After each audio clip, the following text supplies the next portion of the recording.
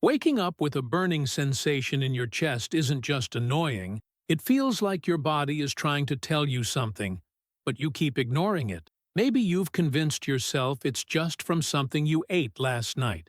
Maybe you've accepted it as just part of getting older. But let me be clear, waking up feeling like you're suffocating, coughing, or with that fire creeping up your throat is not normal, and it's not harmless. It's a warning, a silent one. One that starts slowly, builds over time, and then, one day, it changes everything. Most people don't even realize it's happening while they sleep. They wake up with a dry mouth, a sore throat, or a bitter taste, and dismiss it. But what's really going on is that stomach acid is creeping its way up through a weakened valve and quietly burning the lining of your esophagus, night after night. Sometimes you feel it, sometimes you don't. But your body knows. It knows something is wrong, and it's trying desperately to get your attention. If you related to this and have gone through something similar, write "I feel this" in the comments. And if you're not subscribed yet, take this moment to join the channel. You're not alone on this journey. The truth is, when acid escapes your stomach and starts rising during the night, it's because something that should be tightly shut isn't. Your lower esophageal sphincter, a muscular valve designed to keep stomach contents where they belong, begins to fail. And when you lie down, gravity no longer helps. You become completely vulnerable. It's like giving acid permission to move freely upward. And the damage it causes? It builds slowly, invisibly, and relentlessly. One woman described it as waking up in a panic, gasping for air like she was drowning. Another said she couldn't understand why her voice was hoarse every morning, until she learned that the acid was silently burning her vocal cords while she slept. These aren't rare cases. They're more common than most people realize, especially in those over 50. As we age, the tissues that once supported that valve begin to weaken. The protective barrier thins, and the acid, which is strong enough to dissolve meat, doesn't care what it touches. Your esophagus, your throat, even your lungs. And here's what most people don't know.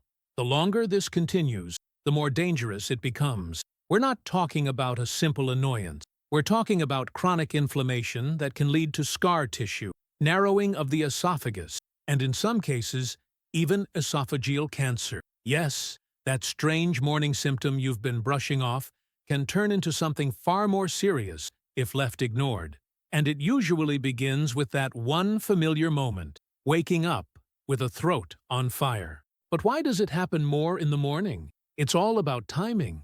If you eat late, or worse, lie down soon after eating, your stomach is full and active, churning food and acid together just as your body shifts into rest mode. That's the worst possible combination. Your body relaxes, your muscles relax, including the one that should be protecting you. So, while you sleep, acid starts rising, slowly, quietly, until you wake up, gasping, coughing, or clutching your chest. What's even more concerning is how easily we normalize these signs. People start adjusting their pillows, avoiding certain foods, or sleeping with water by the bed. But they never ask what's actually happening inside. They treat the symptom, not the cause. They take antacid, hoping it will stop. And sometimes it does, for a night or two. But the next morning, it's back. Because the problem wasn't fixed. It was just quieted. Your body is wise. It sends you signals long before things spiral. But we've been taught to silence them, to keep going, to not complain, especially as we get older. So, we endure. We normalize discomfort. And yet, something so simple as morning reflux can be your body's final attempt to warn you before things go too far.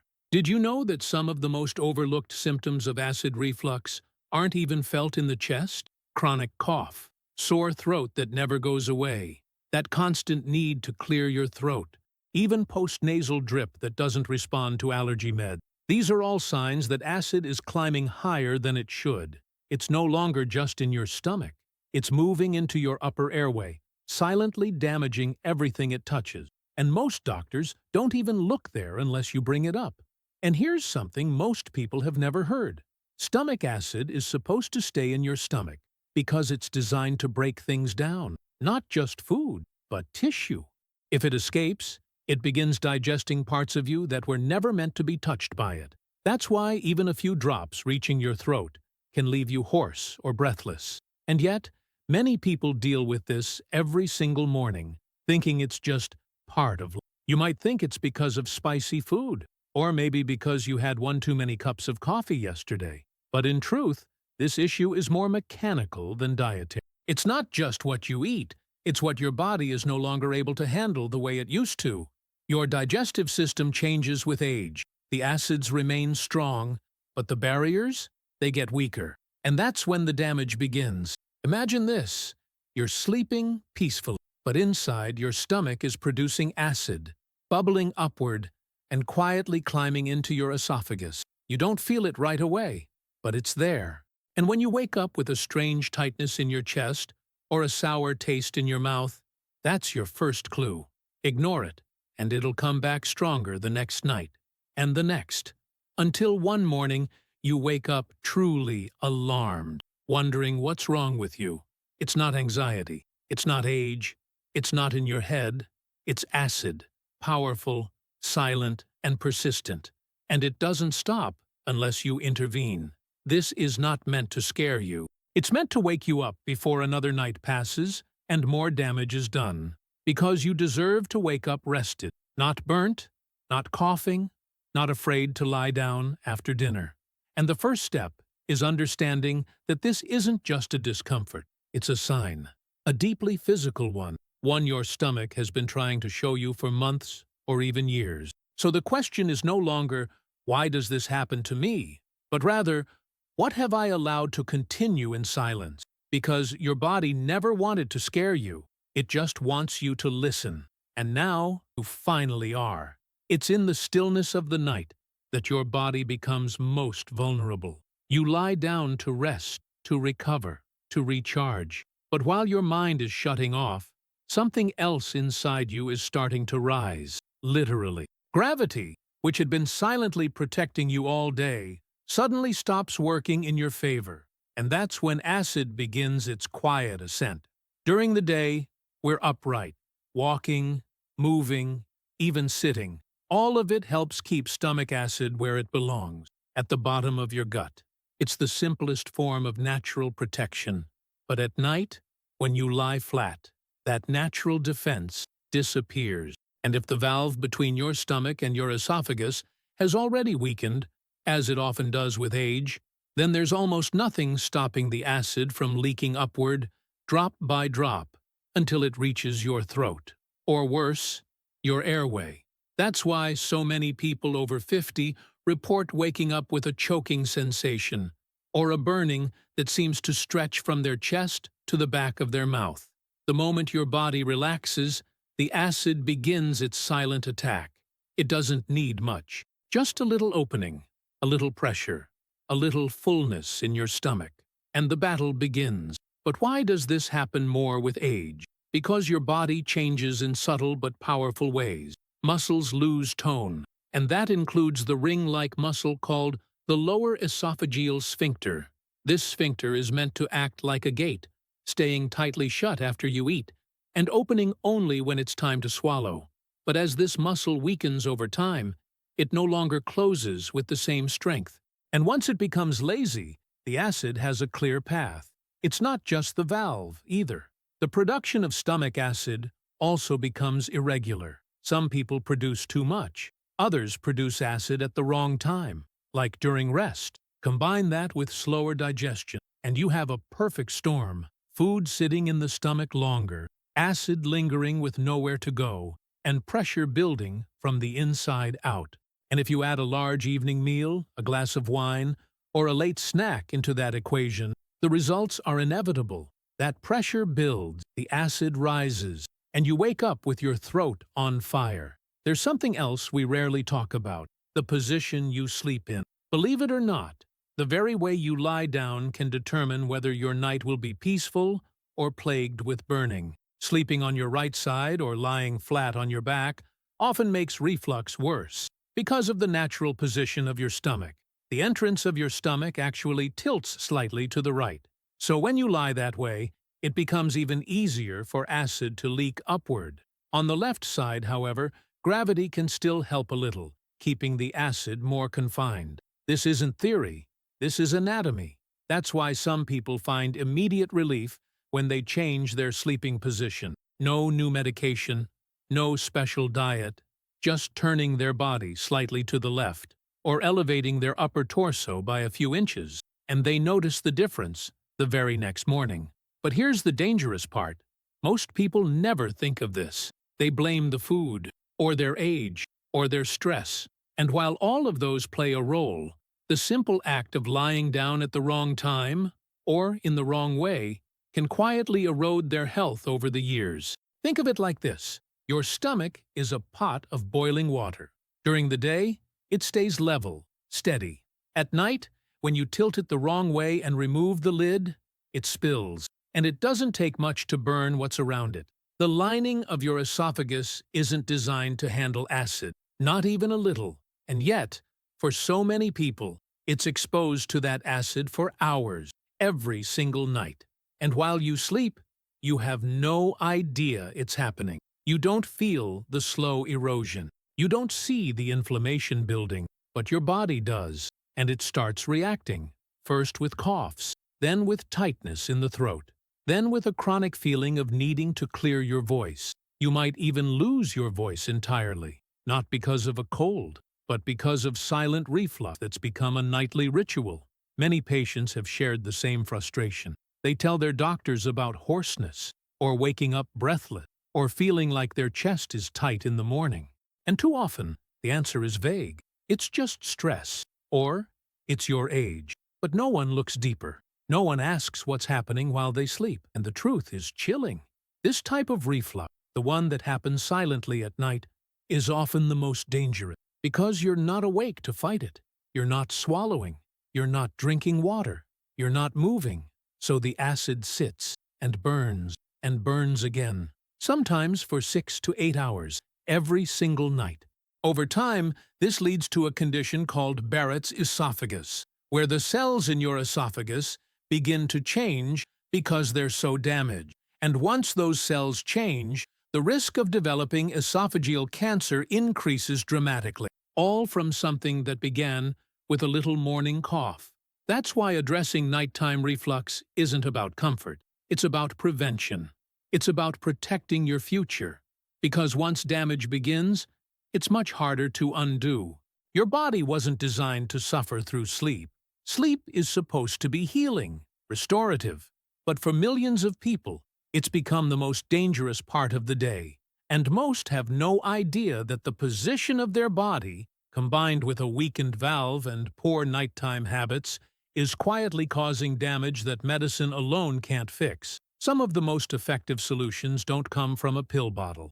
They come from understanding, from simple changes that align with how your body works, not against it, from giving your body back the tools it lost with time, from adjusting your routine in a way that gives your esophagus the rest it's been begging for. It's not about fearing sleep.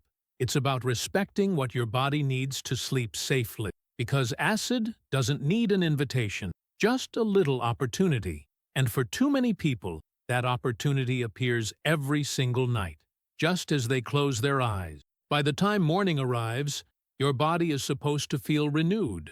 But for many people, that's when the fire begins again.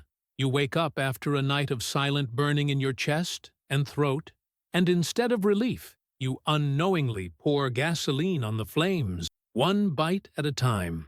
It starts with the most innocent habit of all, breakfast. That first sip of hot coffee, the slice of toast, a piece of fruit. It feels comforting, familiar, part of your routine. But your stomach, already inflamed from the night before, is in no condition to handle what's coming. And what you thought would give you energy ends up pushing acid back into your esophagus before the day even begins. Most people don't realize it, but your stomach is at its most vulnerable first thing in the morning. After hours of fasting, the digestive system is delicate, exposed, and raw.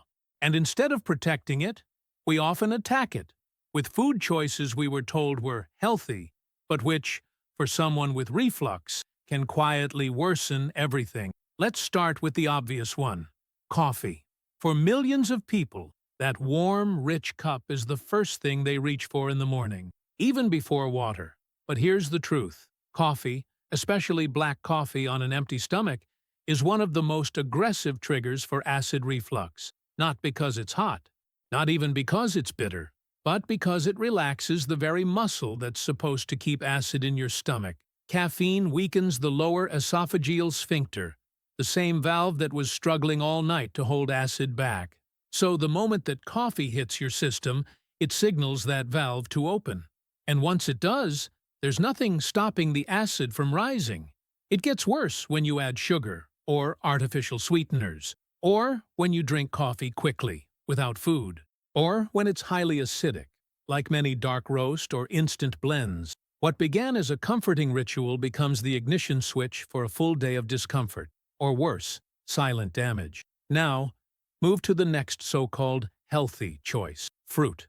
More specifically, citrus fruit, oranges, grapefruit, pineapples, even tomatoes, which many people forget are technically fruits. These are all highly acidic foods, and while they're packed with vitamins, they come with a hidden cost. That acidity doesn't just stay in your mouth. It travels through your system, stimulating even more stomach acid, irritating the esophageal lining, and creating the perfect conditions for reflux to return with full force. One man, in his 60s, shared that he had eaten half a grapefruit every morning for 20 years, believing it was good for digestion. But after he developed a chronic cough and a constant burning in his throat, his doctor finally made the connection. It wasn't illness, it wasn't aging, it was the acid in that fruit, slowly weakening his already tired digestive system. But perhaps the most deceptive food group of all is bread. It seems so harmless: a simple slice of toast, a soft roll, a biscuit. But for people struggling with reflux, many types of bread, especially those made with refined white flour and gluten, can cause subtle but powerful inflammation. They're not acidic in themselves, but they create bloating, increase pressure in the stomach, and slow down digestion. And when that pressure builds, the acid looks for a way out.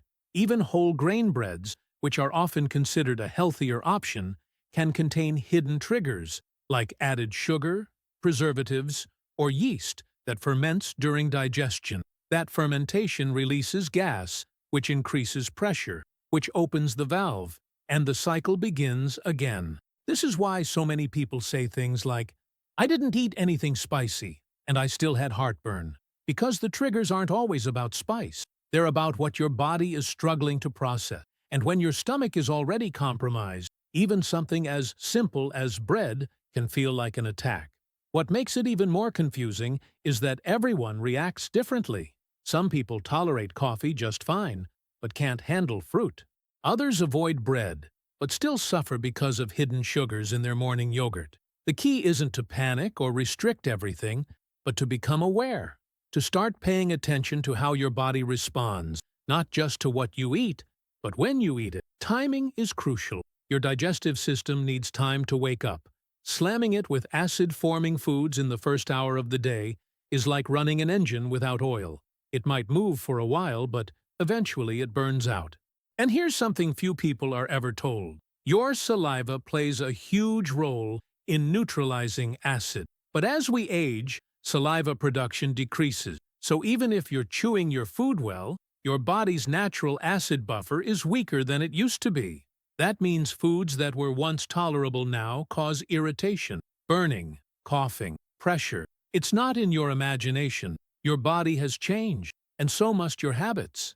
Some people find incredible relief just by switching their breakfast routine, starting the day with a glass of warm water instead of coffee, replacing citrus with low-acid fruits like bananas or melons, swapping bread for oatmeal or soft-boiled eggs. These aren't drastic changes, but for someone suffering in silence, they can be life-altering. Others choose to delay breakfast slightly, giving their body time to settle before introducing food. And that small shift, that 30-minute window of grace, can mean the difference between a day filled with burning discomfort or one that starts calmly, with strength and clarity. Because it's not just about the food. It's about giving your body a chance to heal, to reset, to stop the cycle of nightly damage, followed by daily triggers. Your morning habits are either healing you or harming you. And the scary part? Most people never connect the dots. They keep drinking the same coffee, eating the same toast, biting into the same acidic fruits, and wondering why they always feel worse after breakfast. You don't need a new medication. You need a new mindset. One that respects how fragile the digestive system becomes with time. One that listens to your body's warnings. One that sees food not just as fuel, but as either medicine or poison, depending on when and how it's used. What you put into your body in the first hour of the day sets the tone for everything that follows. And if you've been waking up with burning, coughing, or that strange bitter taste in your mouth, then your body is asking you to look closer, not just at your meal, but at the hidden messages behind them. Because the real healing begins not with what you take, but with what you stop doing. Sometimes the most dangerous things are the ones you can't feel, or at least, not in the way you expect. When we think of acid reflux, most of us picture that burning sensation, the fire rising from the chest into the throat. But what if there was no burn? What if the acid didn't announce itself with pain, but with silence? That's exactly what happens in a condition many people have never even heard of: silent reflux, also known as laryngopharyngeal reflux, or LPR. And it's far more common and far more insidious than most realize. LPR is called silent for a reason. It doesn't feel like heartburn. It doesn't always cause chest pain. Instead, it sneaks into your life through the side door, disguised as a cough, a raspy voice, a feeling that something is stuck in your throat.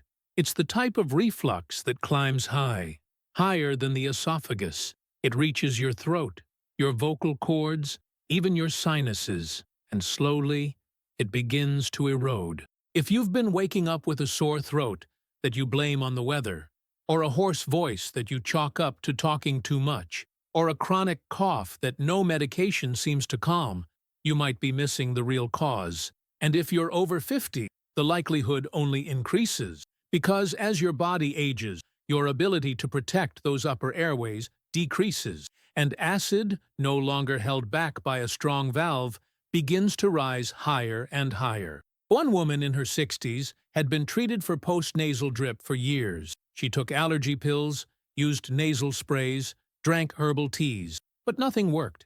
Every morning, she woke up with a need to clear her throat, a tickle she couldn't explain. It wasn't until she visited an ENT specialist who looked directly at her vocal cords and saw the damage: red, inflamed tissue, scarred from repeated exposure to acid, that she learned it wasn't her sinuses, it was her stomach. Another man, retired, said he kept losing his voice at the end of the day. He thought it was because he started singing in church again, but his vocal cords were being slowly burned. Not by overuse, but by acid he never felt. No pain. Just the gradual loss of one of the most personal things we have: our voice. This is the frightening part. LPR doesn't just affect your throat. It can irritate your lungs, causing asthma-like symptoms. It can inflame the back of your mouth, making swallowing feel difficult. It can even cause chronic ear infections due to acid vapor reaching the eustachian tubes. All of this, and you might never feel a traditional burning sensation in your chest. Instead, you feel frustrated, confused, misdiagnosed, and that's exactly why it progresses unchecked. Doctors often miss it, not because they don't care, but because the symptoms mimic so many other things. Cough could be allergies. Hoarseness? Maybe you're speaking too loudly. Sore throat? Could be the weather. But unless someone looks at the full picture, and specifically at the possibility of reflux climbing all the way to the throat, it's rarely caught in time. And catching it matters, because long-term silent reflux does more than irritate. It causes physical damage. Your vocal cords are extremely delicate. They weren't built to withstand acid. Even a few minutes of exposure repeated night after night, can lead to inflammation, polyps, scarring, and changes in your ability to speak. It can also narrow your airway. Some people develop a sensation known as globus, the feeling that something is stuck in their throat, even when nothing is there. It's caused by swelling, tissue reacting to constant irritation. You try to swallow and it doesn't feel complete. You take a breath and it feels shallow. And still, no heartburn, just quiet discomfort that lingers for years. Over time, your esophagus can begin to change. In response to repeated acid exposure, the lining starts transforming, a condition called Barrett's esophagus. This is the body's way of trying to protect itself by replacing fragile esophageal cells with tougher, more acid-resistant ones. But here's the problem. These cells aren't meant to be there, and in some people, this mutation can lead to precancerous changes. It doesn't happen overnight, but it happens quietly, without screaming, without the fiery signals we've been told to expect. This is why paying attention to unusual chronic symptoms is so important. If you find yourself clearing your throat constantly, if your voice sounds weaker than it used to, if you wake up coughing or with a bitter taste in your mouth, even just once a week, those are signs. They are not random. They are not minor. They are your body's attempt to speak when words aren't enough.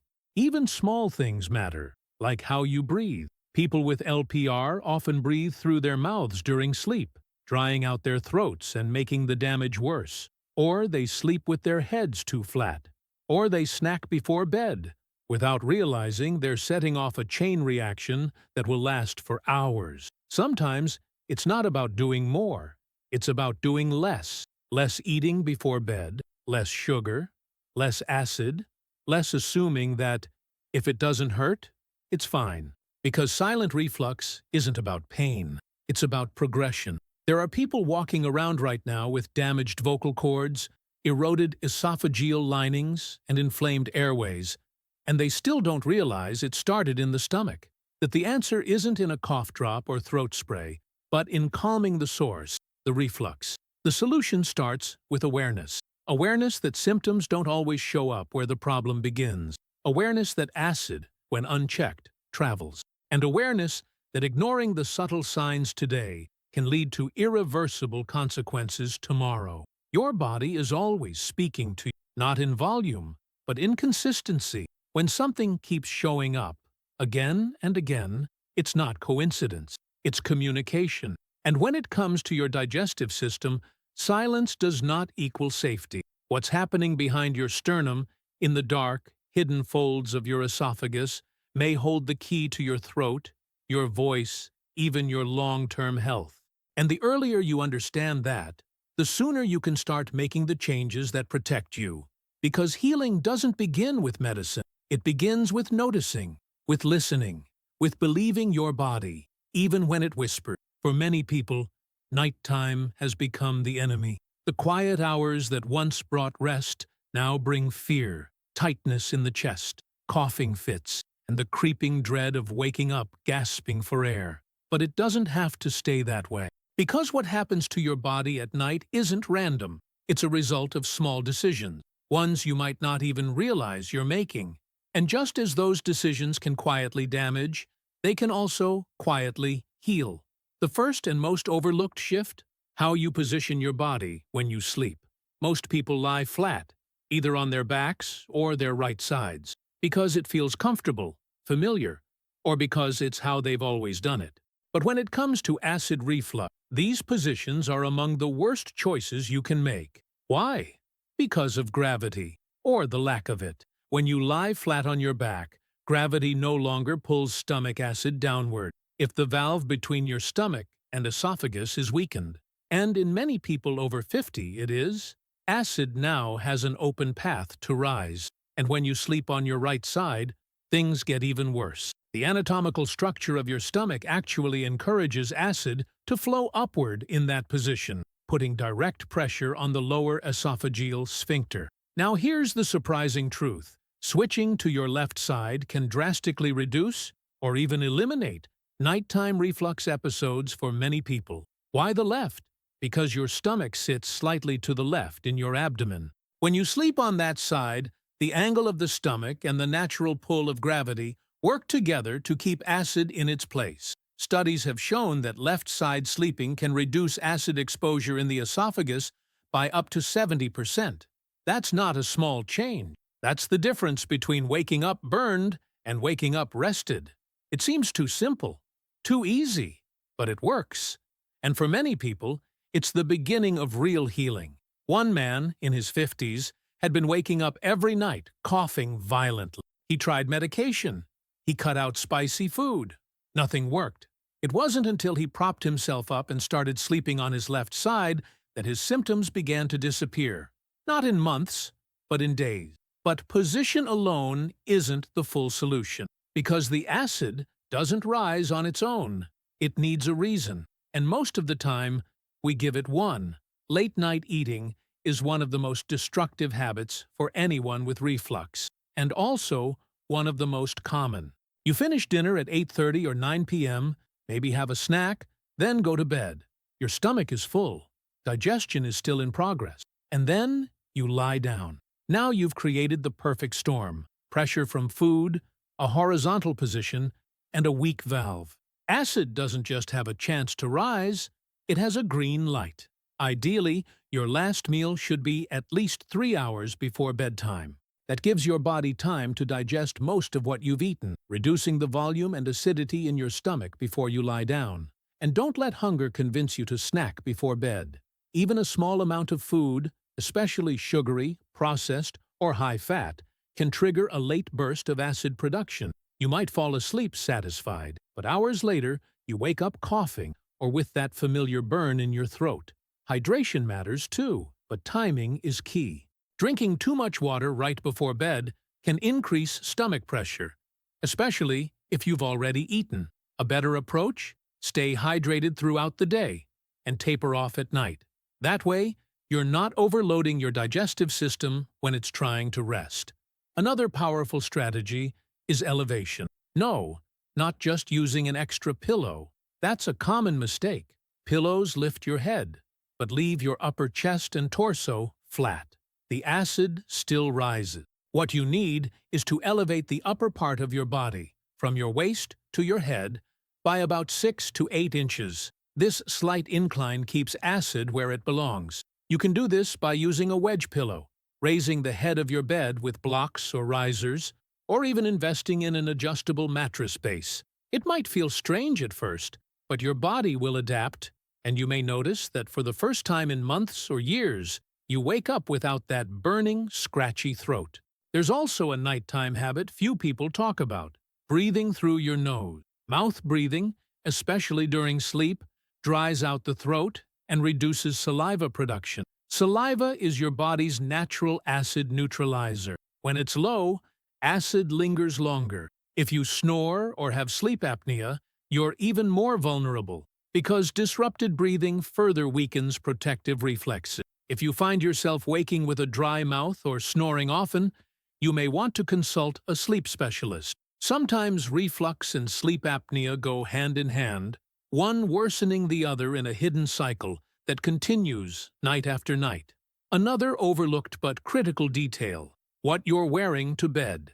Tight clothing, especially around the waist, increases intra-abdominal pressure. That means more force pushing up on the stomach, more risk of the valve opening, and more acid escaping. Opt for loose, comfortable clothing that doesn't constrict your midsection. Even stress plays a role. Nighttime is when your body is supposed to wind down, but if you carry anxiety or emotional tension into sleep, your stomach reacts. The gut and brain are deeply connected. Stress hormones can increase acid production and slow digestion. You might not feel anxious, but your body does. That's why creating a relaxing pre-sleep routine, like turning off screens, dimming the lights, or practicing deep breathing, can help more than you think. All of these changes may sound small, but together, they create a powerful shift. You're no longer sleeping against your body. You're sleeping with it, supporting its natural structure, giving it time, space, calm, and when you do that, your body begins to repair, slowly, quietly, just as it once was damaged. There's a deep peace in waking up without that familiar pain, in taking a breath that doesn't burn, in swallowing without fear. And it's not something you buy. It's something you build, one habit at a time. Because your healing doesn't happen in a hospital. It happens in your bed, while you sleep, when your body is finally allowed to do what it's been trying to do all along: recover. You don't need to live in fear of bedtime anymore. You don't need to dread the nights. Not when you understand what's happening. Not when you know how to respond. Not when you've been given back the power to protect your body. Not just during the day, but when it matters most. Sleep, when treated with care, becomes your medicine. And waking up without pain becomes your reward.